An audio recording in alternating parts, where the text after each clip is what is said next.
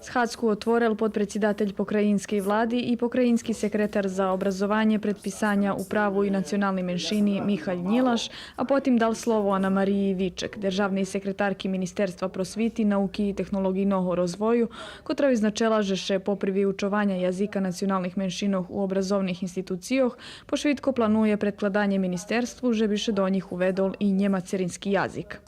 Najbardziej było bešedi o problemoch jazikov nacionalnih menšinov po vojvođanskih školoh.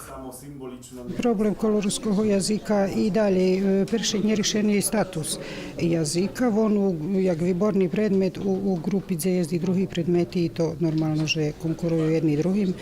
I kad povedza djecom, rodičom u školi, že možu se opredzeli za jedan predmet vyborni z tej grupice grupi predmetoh, već kao oni uglavnom vyberu da jeden drugi predmet, a nje svoj macerinski.